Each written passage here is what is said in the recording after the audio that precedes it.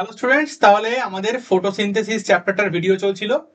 আমরা এই ভিডিওতে পিগমেন্ট সম্বন্ধে পড়বো, ফটোসিনথেটিক পিগমেন্ট, তারপর দেখবো অ্যাকশন স্পেকট্রাম, অ্যাবজর্পশন স্পেকট্রাম, একটা খুব গুরুত্বপূর্ণ জিনিস দেখবো রেড ড্রপ অ্যান্ড এমারসেন্স এফেক্ট, এবং আমরা দেখবো হচ্ছে কোয়ান্টাম রিকোয়ারমেন্ট এবং কোয়ান্টাম ইল্ড। প্রত্যেকটাই গুরুত্বপূর্ণ কোয়েশ্চেন, আমাদের সেমিস্টার 2 এ কিন্তু যে কোনো একটা আসার সম্ভাবনা খুব হাই। প্রথমে দেখে নিই যে সালোক সংশ্লেষে সাহায্য করে যে রঞ্জকগুলো, তাদের বিষয়ে একটু জানার চেষ্টা করি। আমাদের কিন্তু ফটোসিনথেটিক পিগমেন্ট বললেই ক্লোরোফিল সবার প্রথম মুখ থেকে বেরিয়ে যায়, কিন্তু ক্লোরোফিল ছাড়াও কিন্তু আরো অনেক রকমের ক্যাটাগরির পিগমেন্ট হতে পারে।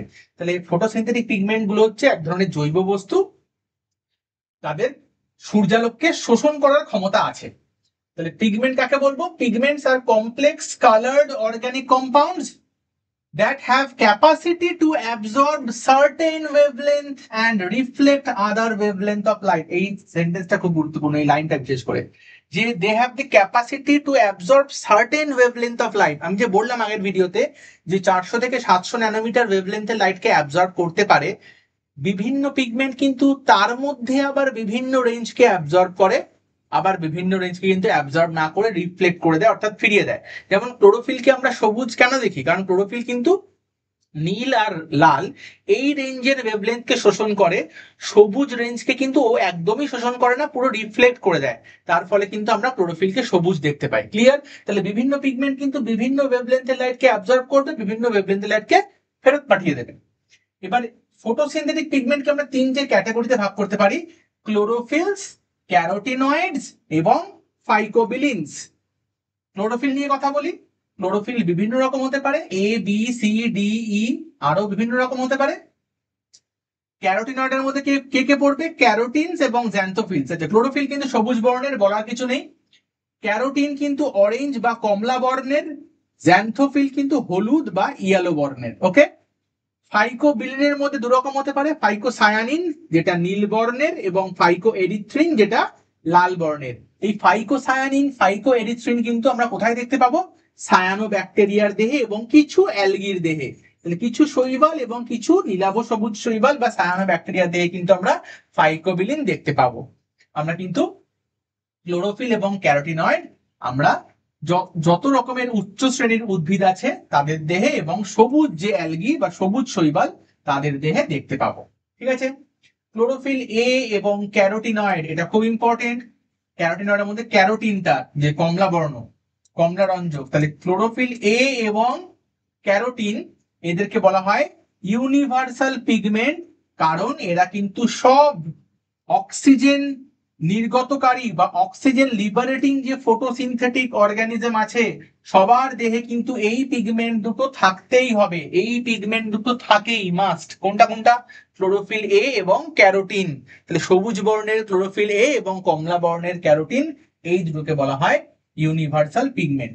এবার এত পিগমেন্ট সম্বন্ধে কি আমাদের সব ডিটেলে পড়া সম্ভব? না, পড়া সম্ভব না, সিলেবাসেও নেই, প্রয়োজনও নেই। আমাদের ক্লোরোফিলের মধ্যে ক্লোরোফিল এ এবং ক্লোরোফিল বি, এই দুটোর কিন্তু রাসায়নিক সংকেতটা আমাদের মনে রাখা উচিত। ওকে, আমি এদের স্ট্রাকচার একটু পরে আসছি। ক্লোরোফিলের বেসিক স্ট্রাকচার পড়বো আমরা, দুজনের স্ট্রাকচার ডিটেলের প্রয়োজন নেই, বেসিক স্ট্রাকচারটা সেম। ক্লোরোফিল এর সংকেত কি?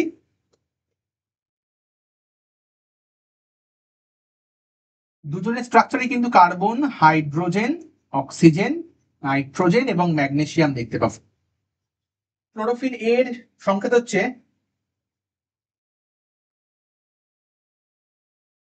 C55H72O5N4 Mg। আর ক্লোরোফিল বি এর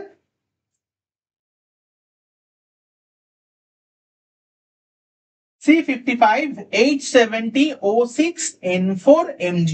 ওকে, তাহলে ক্লোরোফিল এ এবং ক্লোরোফিল বি এর কিন্তু রাসায়নিক সংকেত আমাদের মনে রাখা প্রয়োজন। এবার একটু ক্লোরোফিলের স্ট্রাকচারটা আমরা ডিটেলে দেখবো। ক্লোরোফিলের স্ট্রাকচারের সঙ্গে কিন্তু হিমোগ্লোবিনের স্ট্রাকচারের মিল আছে। কোথায় মিল? আমি আসছি। হিমোগ্লোবিনের স্ট্রাকচার আমরা পড়বো body fluid and circulation chapter পড়ার সময়। ক্লোরোফিল, যদি ক্লোরোফিলের স্ট্রাকচার দেখি, তার দুটো পার্ট, একটা হচ্ছে পরফাইরিন হেড এবং ফাইটল টেল। আমি পরফাইরিন হেড সম্বন্ধে একটু কথা বলি। পরফাইরিন হেড যে অংশটা, সেটা কিন্তু পরফাইরিন হেড এখানে কিন্তু আমরা 4টে পাইরল রিং দেখতে পাবো। পাইরল রিং মানে নাইট্রোজেনের এরকম রিং, নাইট্রোজেনের এরকম রিং। এই ধরো একটা, এই দুটো, এই তিনটে, এই 4টে। তাহলে নাইট্রোজেনের এরকম 4টে রিং থাকে, এক একটাকে বলা হয় পাইরল রিং। তাহলে 4টে পাইরল রিং, তার মানে বলতেই পারি আমরা এই স্ট্রাকচারটাকে টেট্রা পাইরল স্ট্রাকচার। এই টেট্রা পাইরল স্ট্রাকচারটাকে কি বলা হয়? বলা হয় পরফাইরিন। তাহলে এই যে জায়গাটা, এই 1 নম্বর, এই 2 নম্বর, এই 3 নম্বর, এই 4 নম্বর, 4টে পাইরল রিং আছে। তাহলে এই স্ট্রাকচারটাকে বলা হয় হচ্ছে পরফাইরিন রিং বা পরফাইরিন হেড। তাহলে পরফাইরিন হেড কি দিয়ে তৈরি হয়? টেট্রা পাইরল স্ট্রাকচার বা 4টে পাইরল রিং দিয়ে। দেখে নিই, ক্লোরোফিলস আর ম্যাগনেসিয়াম পরফাইরিন কম্পাউন্ড। পরফাইরিন তো বুঝে গেলাম, পরফাইরিন এই হেড রিজিয়নটা, তার সেন্টারে থাকে হচ্ছে ম্যাগনেসিয়াম, এই সেন্টারে থাকে ম্যাগনেসিয়াম। যখন আমরা হিমোগ্লোবিনের স্ট্রাকচার দেখব, সেখানেও কিন্তু আমরা এরকম পরফাইরিন স্ট্রাকচার দেখব বা টেট্রা পাইরল রিং দেখব। তবে সেন্টারে কিন্তু ম্যাগনেসিয়াম থাকবে না, থাকবে আয়রন। এই জন্যই বললাম আমি যে হিমোগ্লোবিনের সঙ্গে কিন্তু ক্লোরোফিলের স্ট্রাকচারের একটা মিল আছে। মানে হিমোগ্লোবিনের স্ট্রাকচারেও আমরা পরফাইরিন স্ট্রাকচার দেখবো, ওটা হচ্ছে আয়রন পরফাইরিন স্ট্রাকচার, এখানে হচ্ছে magnesium porphyrin structure. Clear? Porphyrin কি দিয়ে তৈরি হয়? 4টে পাইরল রিং দিয়ে, তাই একে বলা হয় tetra পাইরল structure. Chlorophyll molecule has a magnesium porphyrin head, এটা হচ্ছে হেড রিজিয়নটা, এবং একটা লম্বা কিন্তু কার্বন হাইড্রোজেনের কিন্তু একটা লম্বা চেন থাকে, যাকে শর্টে লেখা আছে C20H39, অনেক লম্বা একটা চেন। এটা হচ্ছে ফাইটল টেল। এই ফাইটল টেল কিন্তু আমরা আবার হিমোগ্লোবিনে দেখতে পাবো না। ওকে, দে আর ইনসলিউবল ইন ওয়াটার, জলে অদ্রবণীয়, কিন্তু কোথায় দ্রবীভূত হয়? বিভিন্ন অর্গানিক বা জৈব দ্রাবকে, যেমন petroleum, ether, acetone, ethyl alcohol etcetera. এই ক্লোরোফিলকে সংশ্লেষ করার জন্য, উদ্ভিদ কোষের মধ্যে যে ক্লোরোফিল সংশ্লেষিত হয়, তার জন্য কোন কোন কাঁচামাল প্রয়োজন? সাকসিনিল, CoA এবং গ্লাইসিন। এটা একটা ইম্পর্টেন্ট ইনফরমেশন। তাহলে ক্লোরোফিলের বায়োসিনথেসিসের জন্য কোন কোন জিনিস প্রয়োজন হয়? প্রয়োজন হয় সাকসিনিল, CoA এবং গ্লাইসিন অ্যামাইনো অ্যাসিড। ক্লিয়ার? এবারে তাহলে এই যে ক্লোরোফিল এ নিয়েই আমরা বেশি কথা বলবো। তাহলে ক্লোরোফিল এ হোক বা ক্লোরোফিল বি হোক বা ক্যারোটিন হোক, এই রঞ্জক গুলো কিন্তু বিভিন্ন ওয়েভলেন্থের লাইটকে অ্যাবজর্ব করতে পারে। সবাই কিন্তু সেম ওয়েভলেন্থের লাইটকে অ্যাবজর্ব করে না। বিভিন্ন পিগমেন্ট বিভিন্ন ওয়েভলেন্থের লাইটকে অ্যাবজর্ব করবে, বিভিন্ন ওয়েভলেন্থের লাইটকে আবার রিফ্লেক্ট করে দেবে।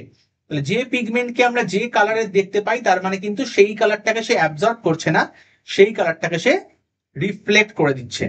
ক্লিয়ার? তাহলে এবারেই আমরা আসবো সেই জিনিস, অ্যাবজর্পশন স্পেকট্রাম, এবং এরপর দেখবো অ্যাকশন স্পেকট্রাম। তাহলে অ্যাবজর্পশন স্পেকট্রাম মানে কোন একটা পার্টিকুলার পিগমেন্ট ওই ওয়েভলেন্থের কোন পার্টিকুলার ওয়েভলেন্থটাকে অ্যাবজর্ব করছে, বেশি, কাকে কম, কাকে ফিরিয়ে দিচ্ছে। এই ব্যাপারটা যখন আমরা একটা গ্রাফ বা কার্ভের মাধ্যমে শো করব, প্রদর্শিত করব, সেই ব্যাপারটাকে বলা হয় অ্যাবজর্পশন স্পেকট্রাম। তাহলে ধরে নিচ্ছি এই যে গ্রাফ বা কার্ভ আছে, এখানে 3টে পিগমেন্টের আছে, তার এক্স অ্যাক্সিস, এটা এক্স অ্যাক্সিসে দেখানো হচ্ছে ওয়েভলেন্থ। ওকে, এক্স অ্যাক্সিসে দেখানো হচ্ছে লাইটের ওয়েভলেন্থ। ধরে নিই এটা 400 ন্যানোমিটার। ওকে, এটা 500 ন্যানোমিটার, এটা 600 ন্যানোমিটার, এটা 700 ন্যানোমিটার। তাহলে এই হচ্ছে ওয়েভলেন্থ। এবং ওয়াই অ্যাক্সিসে কি দেখানো হচ্ছে? Absorbance of light by chloroplast pigment. ক্লোরোপ্লাস্টের মধ্যে যে পিগমেন্ট গুলো থাকে, যে রঞ্জক গুলো থাকে, তারা কোন ওয়েভলেন্থের লাইটকে কিরকম অ্যাবজর্ব করছে।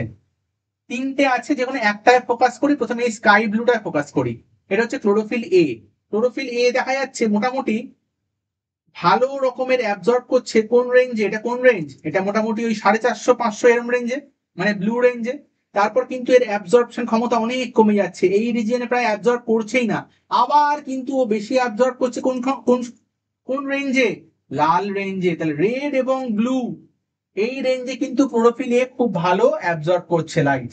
ক্লোরোফিল বি এর হচ্ছে সবুজ দিয়ে দেখানো আছে, ক্লোরোফিল বি ও কিন্তু এই রিজিয়নটাতে 500 রেঞ্জটাতে বেশি অ্যাবজর্ব করছে, আবার কিন্তু ওই 650 থেকে 680-90 এই রেঞ্জটাই কিন্তু ভালো অ্যাবজর্ব করছে। হলুদ দিয়ে দেখানো কোনটা? ক্যারোটিনয়েডস এর, এরা কিন্তু মোটামুটি এই রেঞ্জটাতে, মানে এই কি বলবো, নীলের দিকটাই বেশি, এরা কিন্তু ওই হলুদ রেঞ্জ থেকে কিন্তু আর অ্যাবজর্ব করছে না। হলুদ, সবুজ, লাল এই রিজিয়ন কিন্তু মোটেই অ্যাবজর্ব করছে না, একেবারে ফিরিয়ে দিচ্ছে। তাহলে এই যে গ্রাফ, যার মাধ্যমে বিভিন্ন ক্লোরোফিলে উপস্থিত ক্লোরোপ্লাস্টে উপস্থিত রঞ্জকগুলো কোন ওয়েভলেন্থের লাইটকে অ্যাবজর্ব করছে কি করছে না প্রদর্শিত করা হচ্ছে, এই কার্ভ বা গ্রাফকেই বলা হয় অ্যাবজর্পশন স্পেকট্রাম। তাহলে the graph or curve showing the absorption of light by pigment at different wavelengths is called absorption spectrum. Clear? Chlorophyll absorbs maximum light in blue and red range, আমরা দেখে নিলাম, of visible spectrum, and minimum কোথায়, green রেঞ্জে। তাহলে chlorophyll কিন্তু নীল এবং লাল রেঞ্জটাকে সব থেকে বেশি শোষণ করে এবং সবুজকে কিন্তু একেবারেই প্রায় শোষণ করে না। এই অ্যাবজর্পশন স্পেকট্রামটা কিসের, কোন মেশিনের সাহায্যে আমরা স্টাডি করতে পারি, সেটা হচ্ছে স্পেকট্রোফোটোমিটার। এই স্পেকট্রোফোটোমিটার যন্ত্রের সাহায্যে কিন্তু এই অ্যাবজর্পশন স্পেকট্রামটাকে স্টাডি করা হয়। তাহলে অ্যাবজর্পশন স্পেকট্রাম মানে, আমি আবার বলছি, কোন পিগমেন্ট কোন ওয়েভলেন্থের লাইটকে অ্যাবজর্ব করে কি করে না সেটা যে গ্রাফের মাধ্যমে দেখানো হবে সেটা হচ্ছে অ্যাবজর্পশন স্পেকট্রাম। তাহলে অ্যাবজর্পশন স্পেকট্রামের গ্রাফ দেখলে আমরা সহজেই বলে দেবো যে কোন পিগমেন্ট কোন ওয়েভলেন্থের লাইটকে বেশি অ্যাবজর্ব করছে, কোন ওয়েভলেন্থের লাইটকে কম অ্যাবজর্ব করছে। ঠিক তো? তাহলে কোন রেঞ্জে বেশি অ্যাবজর্ব করছে, কোন রেঞ্জে কম অ্যাবজর্ব করছে, এটা হচ্ছে অ্যাবজর্পশন স্পেকট্রাম। এবারে পিগমেন্ট লাইটকে অ্যাবজর্ব করলেই হবে, আমি খাবার খেলেই হবে, খাবার খেয়ে তো কাজ করতে হবে। তাহলে পিগমেন্টের কাজটা কি, লাইটকে অ্যাবজর্ব করে, ফটোকে অ্যাবজর্ব করলো, লাইটকে অ্যাবজর্ব করলো, করে তো ওকে ফটোসিনথেসিস করতে হবে। এবার ফটোসিনথেসিস বেশি হচ্ছে না কম হচ্ছে আমরা কি দেখে মাপবো, আমরা মাপবো, যদি আমরা কি দেখে বুঝতে পারবো, যদি অক্সিজেনের পরিমাণ বেশি হয়, যদি অক্সিজেন বেশি নির্গত হয় তার মানে সালোক সংশ্লেষ বেশি হারে হচ্ছে, দ্রুত গতিতে হচ্ছে। যদি অক্সিজেন কম নির্গত হয় তার মানে ফটোসিনথেসিসের রেট কম হচ্ছে, আস্তে আস্তে হচ্ছে। তাহলে এবারে আমরা দেখবো সেই জিনিসটা যে অ্যাকশন বা কাজটা কখন হচ্ছে। এবারে নিচের গ্রাফটা এখন দেখতে হবে, শুধুমাত্র এই গ্রাফটা দেখো, এটা হচ্ছে ক্লোরোফিল এ, এটা হচ্ছে ক্লোরোফিল এর অ্যাকশন স্পেকট্রাম। এখানেও কিন্তু একই রকম ভাবে এক্স অ্যাক্সিসে ওয়েভলেন্থ দেখানো হয়েছে, এটা যদি 400 ন্যানোমিটার হয়, 500 ন্যানোমিটার, এখানটা 600 ন্যানোমিটার, এখানটা 700 ন্যানোমিটার, তাহলে এক্স অ্যাক্সিসে এখানেও ওয়েভলেন্থ দেখানো হয়েছে। ওয়াই এ কিন্তু অ্যাবজর্পশন দেখানো হয়নি, ওয়াই অ্যাক্সিসে দেখানো হয়েছে রেট অফ ফটোসিনথেসিস, সালোক সংশ্লেষটা কিরকম হারে হচ্ছে, কি দিয়ে মাপা হয়, আমি কি বললাম, অক্সিজেন কিরকম নির্গত হচ্ছে সেটা দিয়ে মাপা হবে। ক্লোরোফিল এর ক্ষেত্রে দেখা যাচ্ছে যে অক্সিজেন সব থেকে বেশি নির্গত হচ্ছে এই মোটামুটি 450 500, 400 থেকে 500 এই রেঞ্জে, আবার কিন্তু কমে যাচ্ছে, আবার কিন্তু 600-র পরে মোটামুটি 650 এই রেঞ্জে কিন্তু বেড়ে আবার মোটামুটি 700 অব্দি কিন্তু খুব হাই। তাহলে এটা হচ্ছে action spectrum of chlorophyll A. আগের কার্ভে এইটা হচ্ছে absorption spectrum of chlorophyll A. এবার এই অ্যাবজর্পশন স্পেকট্রাম আর অ্যাকশন স্পেকট্রাম দুটো কার্ভকে যদি একসঙ্গে আমরা ওভারল্যাপ করি তাহলে এটা পাবো তো, এই যে এটা হচ্ছে অ্যাবজর্পশন স্পেকট্রাম, এই যে স্কাই ব্লু কালারের, আর এই ব্ল্যাক দিয়ে যে দেখানো আছে এটা হচ্ছে অ্যাবজর্পশন অ্যাকশন স্পেকট্রাম। তাহলে দেখা যাচ্ছে ক্লোরোফিল এর ক্ষেত্রে ঠিক যে রেঞ্জে ও বেশি অ্যাবজর্ব করে লাইট, অক্সিজেন কিন্তু সেই রেঞ্জেই মোটামুটি ম্যাক্সিমাম নির্গত করছে, তার মানে সালোক সংশ্লেষ কিন্তু ওই রেঞ্জেই সব থেকে ভালো করতে পারছে। ঠিক এখানেও দেখ, এই রেঞ্জেও সব থেকে বেশি লাইটকে অ্যাবজর্ব করছে, অক্সিজেনটাও কিন্তু এই রেঞ্জেই বেশি নির্গত হচ্ছে। তার মানে যে পিগমেন্ট যে ওয়েভলেন্থে লাইটকে বেশি অ্যাবজর্ব করে ফটোসিনথেসিসটাও সেই ওয়েভলেন্থেই ভালো করে, যে ওয়েভলেন্থকে কম অ্যাবজর্ব করে ফটোসিনথেসিসও সেই ওয়েভলেন্থে কম হয়। ক্লিয়ার? তাহলে অ্যাবজর্পশন স্পেকট্রাম বুঝে গেছিলাম। তাহলে অ্যাকশন স্পেকট্রামটাও একটা গ্রাফ বা কার্ভ, এর মাধ্যমে কি প্রকাশ করা হয়, the graph or curve showing the rate of photosynthesis, এটা কিন্তু অ্যাবজর্পশন অফ লাইট না, রেট অফ ফটোসিনথেসিস, সালোক সংশ্লেষের হার in different wavelength of light is called action spectrum. The rate of photosynthesis is measured in terms of কি বললাম আমি, amount of oxygen released, কি পরিমাণ oxygen নির্গত করছে তার উপর ভিত্তি করেই কিন্তু আমরা সালোক সংশ্লেষের হারকে মাপবো at different wavelength of light. Action spectrum shows the rate of photosynthesis is maximum in red and blue light. Absorption spectrumটাও ওই রেড আর ব্লু রেঞ্জেই বেশি হয়েছিল, অ্যাকশন স্পেকট্রামটাও কিন্তু এই ব্লু রেঞ্জ আর এটা হচ্ছে রেড রেঞ্জ, ব্লু এবং রেড রেঞ্জেই কিন্তু বেশি দেখা গেছে। এবং এই 400 থেকে 700 ন্যানোমিটারের ওয়েভলেন্থের লাইট যার মধ্যে সালোক সংশ্লেষটা হয় তাকে কি বলা হয়, ফটোসিনথেটিক অ্যাক্টিভ রেডিয়েশন। আমি কিন্তু এই টার্মটা আগের ভিডিওতে বলেছি। ক্লিয়ার? তাহলে অ্যাবজর্পশন স্পেকট্রাম অ্যাকশন স্পেকট্রাম বোঝা গেছে। দুটো স্ক্রিনশট নিতে হলে নিয়ে নাও, আমি সরে যাচ্ছি।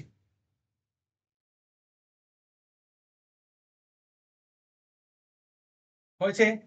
এবারে খুব গুরুত্বপূর্ণ একটা জিনিস আমরা পড়বো, রেড ড্রপ বা লোহিত চ্যুতি এবং এমারসন্স এনহ্যান্সমেন্ট এফেক্ট বা এমারসন্স এফেক্ট। খুব গুরুত্বপূর্ণ, পরীক্ষাতে আসার চান্স খুব বেশি। আমি এখান থেকে ব্যাপারটা একটু বলা শুরু করি। তাহলে এই যে বিভিন্ন ওয়েভলেন্থের লাইট পিগমেন্ট অ্যাবজর্ব করছে এবং ফটোসিনথেসিস করছে, আমরা ক্লাস 9-এ যখন সালোক সংশ্লেষ পড়েছিলাম তার মধ্যে PS1 PS2 ব্যাপারগুলো মনে আছে? Photo system 1 photo system 2। এই ফটো সিস্টেম 1 ফটো সিস্টেম 2 দুটো সিস্টেম যে কাজ করে সেটা কিন্তু ওই এমারসনের এক্সপেরিমেন্ট থেকেই আমাদের সামনে এসছে। এমারসন কি করেছিল? ক্লোরেল্লা নামক শৈবাল নিয়েছিল, ক্লোরেল্লার মধ্যে মনোক্রোম্যাটিক লাইট ফেলেছিল। মনোক্রোম্যাটিক লাইট মানে হচ্ছে পার্টিকুলার একটা ওয়েভলেন্থের লাইট। নর্মালি যে লাইট আমাদের দেহে এসে পড়ছে বা উদ্ভিদ দেহে পড়ছে তার মধ্যে কিন্তু বিভিন্ন ওয়েভলেন্থের লাইট আছে, কিন্তু এমারসন কি করলো?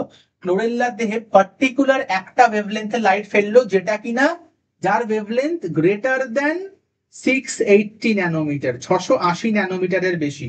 এবার আমরা তো জানি সালোক সংশ্লেষ মোটামুটি 400 থেকে 700-র মধ্যে হয়, তো 680 ন্যানোমিটারের বেশি ওয়েভলেন্থ ফেলা হয়েছিল যাতে কিনা সালোক সংশ্লেষ পসিবল। তো আমি ধরে নিচ্ছি 690 ন্যানোমিটার ধরে নাও, 680 ন্যানোমিটারের বেশি, ধরে নিচ্ছি 690 ন্যানোমিটার। পার্টিকুলার 690 ন্যানোমিটারের ওয়েভলেন্থের লাইটকেই ফেলা হলো কার গায়ে? ক্লোরেল্লা নামক এক ধরনের শৈবালের গায়ে। দেখা গেল সালোক সংশ্লেষের রেট কিন্তু খুব কম, আস্তে আস্তে হচ্ছে। ফার রেড, তাই না? 690 ন্যানোমিটার মানে কি? লালের একদম এন্ড রেঞ্জ, ফার রেড অতি লাল। তাহলে ফার রেড লাইট যখন শুধুমাত্র ফেললো সালোক সংশ্লেষটা এই অল্প অল্প হারে হচ্ছে, যেই ওই একটা লাইট বন্ধ করে দিল সালোক সংশ্লেষ 0 হয়ে গেল। এবার কি করলো? 680 ন্যানোমিটারের কম ওয়েভলেন্থের লাইট, 680 ন্যানোমিটারের কম ওয়েভলেন্থের লাইট, ধরো 670 ন্যানোমিটার, একটা ওয়েভলেন্থের লাইট, মনোক্রোম্যাটিক লাইট, যে লাইটের মধ্যে একটাই পার্টিকুলার ওয়েভলেন্থের লাইট আছে। যখন সেই লাইট ফেললো তখনও দেখলো সালোক সংশ্লেষ কিন্তু শুরু হচ্ছে, কিন্তু খুব অল্প রেটে হচ্ছে। আবার ওই লাইট বন্ধ করলে সালোক সংশ্লেষ বন্ধ হয়ে যাচ্ছে। এবার কি করলো? ক্লোরেল্লার ওপর দু রকম লাইটই একসঙ্গে ফেললো, মানে মিক্সড লাইট ফেললো। এখন কিন্তু আর মনোক্রোম্যাটিক না, 680 ন্যানোমিটারের কম ওয়েভলেন্থের লাইটও ফেললো, 680 ন্যানোমিটারের বেশি ওয়েভলেন্থের লাইটও ফেললো, মানে দু রকম লাইট একসঙ্গে ফেললো। এখন কিন্তু সালোক সংশ্লেষ নর্মাল হারে বা অত্যাধিক হারে হচ্ছে। যেই বন্ধ করছে, বন্ধ করলে তো অবশ্যই বন্ধ হয়ে যাচ্ছে। তাহলে এখান থেকেই কিন্তু ওই PS1 PS2 এই ব্যাপারটা এসেছিল, যে তার মানে সালোক সংশ্লেষ নিশ্চয়ই দু রকমের পিগমেন্ট সিস্টেম দিয়ে কাজ করে। একটা পিগমেন্ট সিস্টেম 680 ন্যানোমিটারের বেশি ওয়েভলেন্থে কাজ করে, একটা পিগমেন্ট সিস্টেম হয়তো 680 ন্যানোমিটার বা তার কম ওয়েভলেন্থে কাজ করে। এবার PS2 কি PS1 কি, যখন লাইট ফেজটা আমরা ডিটেলে পড়বো এর পরবর্তী ভিডিওতে, তখন কিন্তু আমরা ব্যাপারটা পুরো আমাদের ক্রিস্টাল ক্লিয়ার হয়ে যাবে। আপাতত দেখি যে এই এক্সপেরিমেন্টটা বা এই সিদ্ধান্তটা কি। তার মানে রেড ড্রপ ব্যাপারটা কি? এমারসন যখন ক্লোরেল্লার ওপর মনোক্রোম্যাটিক লাইট যার ওয়েভলেন্থ 680 ন্যানোমিটারের বেশি এরকম পার্টিকুলার একটা ওয়েভলেন্থের লাইট ফেললো, তখন দেখলো ওই অতি লাল বর্ণে সালোক সংশ্লেষের হার কমে যাচ্ছে। তার মানে রেড লাইটে ফটোসিনথেসিসের রেট ড্রপ করছে। এই ব্যাপারটাকেই বলা হলো রেড ড্রপ। কিন্তু যখন তিনি দু রকমের লাইট, অর্থাৎ 680 থেকে কম এবং 680 থেকে বেশি বোথ ওয়েভলেন্থের লাইটকে একসঙ্গে ফেললো, তখন দেখলো সালোক সংশ্লেষের হার অনেক গুণ বেড়ে যাচ্ছে, অর্থাৎ রেট অফ ফটোসিনথেসিসটা এনহান্সড হচ্ছে। এনহান্স হওয়া মানে বৃদ্ধি পাওয়া। একেই বলা হলো এমারসন্স এনহান্সমেন্ট এফেক্ট বা এমারসন্স এফেক্ট। দেখে নি কি লেখা আছে। Emerson worked on chlorella and gave the concept of two photosystem or PS1 PS2 or pigment system. When he gave only monochromatic light larger than 680 nanometer wavelength, then rate of photosynthesis is suddenly dropped down. যখন শুধুমাত্র monochromatic light 680 ন্যানোমিটারের বেশি ওয়েভলেন্থের ফেললো, সালোক সংশ্লেষের হার কিন্তু ঝপ করে পড়ে গেল। একেই বলা হচ্ছে রেড ড্রপ। কিন্তু যখন তিনি 680 থেকে কম ওয়েভলেন্থ এবং 680 থেকে বেশি ওয়েভলেন্থের লাইট অর্থাৎ কম্বাইন্ড লাইটকে প্রয়োগ করলেন, তখন কিন্তু ফটোসিনথেটিক অ্যাক্টিভিটি ইনক্রিজেস, বেড়ে গেল। একেই বলা হলো এমারসন্স এফেক্ট বা এমারসন্স এনহান্সমেন্ট এফেক্ট। ক্লিয়ার? এখানে ব্যাপারটা বলে দেওয়া হয়েছে যে 680 ন্যানোমিটারের বেশি ওয়েভলেন্থ যখন প্রয়োগ করা হলো তখন শুধুমাত্র PS1 কাজ করে। এই PS1 কি PS2 কি আমরা পরবর্তী ক্ষেত্রে জানবো। সেক্ষেত্রে শুধুমাত্র সাইক্লিক প্রসেস হয়, সাইক্লিক ফটোফসফোরাইলেশন, এটা আমরা পরের দিন জানবো। এবং এর ফলেই কিন্তু রেড ড্রপ হয়েছে, অর্থাৎ সালোক সংশ্লেষের হার কমে গেছে। যখন 680 কম এবং 680 বেশি মিক্সড লাইট প্রয়োগ করা হলো তখন কিন্তু ওই সাইক্লিক এবং নন সাইক্লিক দুটো পদ্ধতিই হবে, ফলে কিন্তু সালোক সংশ্লেষের হার বৃদ্ধি পাবে, অর্থাৎ এমারসন্স এনহান্সমেন্ট এফেক্ট হবে। স্ক্রিনশট নিয়ে নাও। এগুলো কিন্তু পরীক্ষায় এলে একদম এরকম লিখে, ইংলিশ ভার্সনে, আমি তো বেঙ্গলি ভার্সন তো বাংলায় বলেই দিচ্ছি, এরকম কিন্তু লিখে এই গ্রাফ এঁকে আসবে, ফুল মার্কস। অত্যাধিক গল্প লেখার কোনো প্রয়োজন নেই। ক্লিয়ার? এবারে আমরা জাস্ট দুটো জিনিস জানবো, কোয়ান্টাম রিকোয়ারমেন্ট এবং কোয়ান্টাম ইল্ড। ওটাও কিন্তু 1+1 2 নম্বরের কোয়েশ্চেন আসতে পারে। তাহলে সূর্যালোক যে আসছে, সূর্যের ফোটন কণা, এই ফোটন কণাকেই ক্লোরোফিল অ্যাবজর্ব করে উৎপন্ন করে, মানে সালোক সংশ্লেষ প্রক্রিয়াটা করে, এবং তার ফলে কি উৎপন্ন হয়? সালোক সংশ্লেষ মাপা হয় কি দিয়ে? অক্সিজেন কিরকম নির্গত হচ্ছে সেটা দিয়ে মাপা হয়। তাহলে কোয়ান্টাম রিকোয়ারমেন্ট মানে হচ্ছে কতগুলো ফোটন কণা বা কতগুলো কোয়ান্টা প্রয়োজন এক অণু অক্সিজেন নির্গমন করার জন্য। আবার বলি, কতগুলো ফোটন কণা প্রয়োজন এক মলিকিউল অফ অক্সিজেন উৎপন্ন করার জন্য, তাকেই বলা হয় কোয়ান্টাম রিকোয়ারমেন্ট। তাহলে the number of light quanta বা photon required for the evolution of one molecule of oxygen in photosynthesis, সালোক সংশ্লেষে এক অণু অক্সিজেন উৎপন্ন করার জন্য যতগুলো ফোটন কণার প্রয়োজন হয় তাকে বলা হয় কোয়ান্টাম রিকোয়ারমেন্ট। কোয়ান্টাম ইল্ড মানে কি? একটা ফোটন কণা যতগুলো অক্সিজেন মলিকিউলকে উৎপন্ন করতে পারে তাকে বলা হয় quantum yield. The number of oxygen molecules evolved by one quantum of light in photosynthesis is called quantum yield. তাহলে কোয়ান্টাম রিকোয়ারমেন্ট আমি কি বললাম? 8টা কোয়ান্টা লাগে একটা অক্সিজেন উৎপন্ন করার জন্য। তাহলে একটা ফোটন কণা কতগুলো অক্সিজেন উৎপন্ন করতে পারবে? 1/8, তার মানে ভ্যালু কত হবে? 0.125। ক্লিয়ার?